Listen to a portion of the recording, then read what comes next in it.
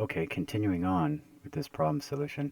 So you substitute in for V1 with um, 50 minus V2, put in this equation. And if you actually go through and substitute in here, and I went through and did this just to show you how you can manipulate, one way to manipulate the equation, just setting it up like this, pulling out minus V2 over R1, bring it over to the other side, and then substituting in for these values um, for 1 over R1 over on this side, and 1 over R1 plus 1 over R2 plus 1 over R3 on this side, and then just dividing essentially, you know, this value by this value, and you come up with 36.8. Okay, for that one. So there's your 36.8, and then the next thing to do is you want to find V1, or voltage across R1, which we go back up to here. Here's my R1.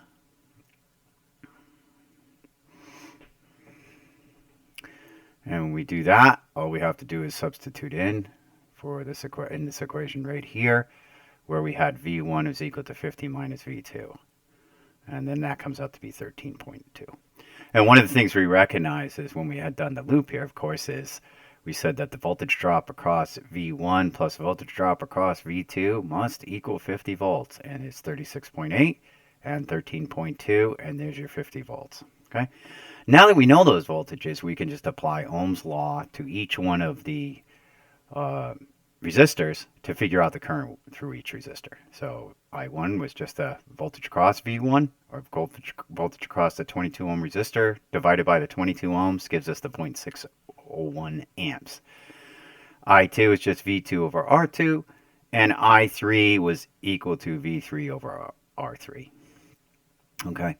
Well, one of the other things is another approach you could have done is actually come up with an equivalent resistance for the whole circuit. Then you could have figured out what that value was, and basically it was just here's the parallel combination of R2 and R3. And those two were in series with R1.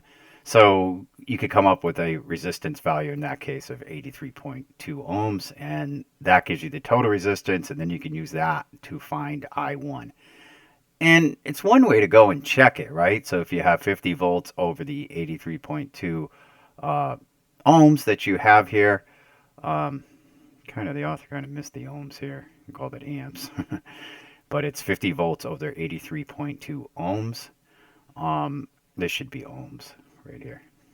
And the result is volts over amps is ohms. Okay, so this was a check, 0.601, which matches 0.601. Okay. All right. So let's take a look at one more problem here. And similar idea here. And the only thing that for problem 5.28 asks you to do is do the power dissipations for the 20 and the 100 ohm. Okay. So we can use the same approach here. What we can do is, we can come up with two equations, two unknowns. We have, one extra resistor here, and you have some choices, of course. Here's my two equations. Here's my application of KCL at this node, and then a loop. And in this case, the author shows the solution as being the inner loop here. Okay, which you could have done the outer loop also. But one of the things you could do, of course, is you could always just combine these two into one resistor, and then you could find I2, and then of course I2 times this one. And I2 times this one gives you the voltage drops across each of them.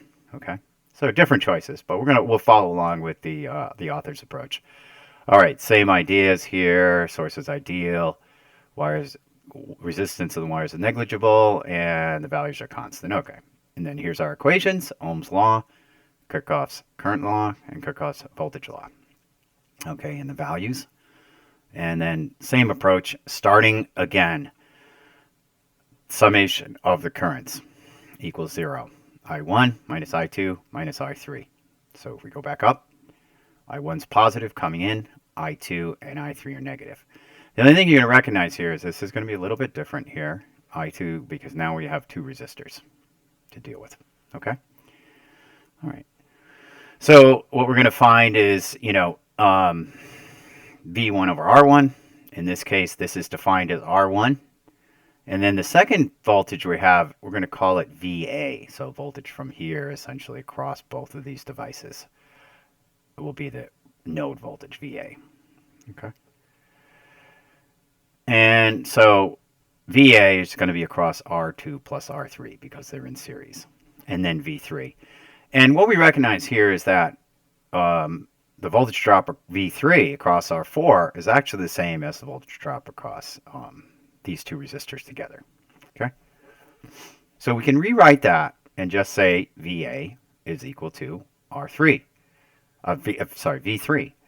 Okay, so we write the equation. It looks very much like what we previously had. The only thing is we're going to come up with a number that's 1 over the two of them added together. Okay, so that gives us our first equation.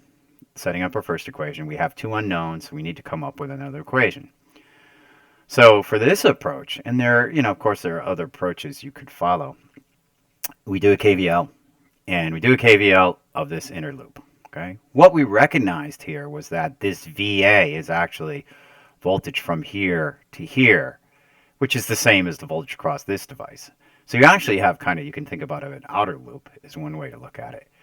The other thing is that what we recognize is this combination together shares nodes with this 75 ohm resistor. Okay, so these two together have this node and this node, right? So if you think about it, the VA really was just the voltage drop across both of these. So we have 40 volts going up, and we have V1 going down, and then VA going down. Okay, and that's essentially what this equation is here. Okay, where we're doing KVL here. 40 minus V1 minus VA. Combination of both those resistors or the outer resistor. All right. So you just take this, put V1 on the other side, substitute in for 40 minus VA over R1, and then you can go ahead and solve this with the same approach we did previously. You can bring VA over to this side, come up with VA, minus VA over R1 over on this side, and then you're going to have 40 over R1 on the left, and then substitute in for those. Same approach I did previously on 5.26. And then you can solve for the voltage VA, which is V4, and that comes up to be 30.8 volts, all right? Now you just use the KVL equation back here. Here's the KVL equation. And solve for the other unknown voltage, which was V1, and that was 9.23. Now V1 is the voltage drop across this resistor right here, okay? The 20 ohm resistor. And here it is right here. Okay, so now that you know those, what you can do is you can actually go and solve for the currents. Well, it's just going to be V1 over R1 is I1, right? We already know that. And I2, what we saw was I2 is actually flowing through two resistors in series. So to come up with that current, you just do the voltage across those two resistors divided by the two resistors added together. Okay, and when you do that, that comes up to be 51.3 milliamperes.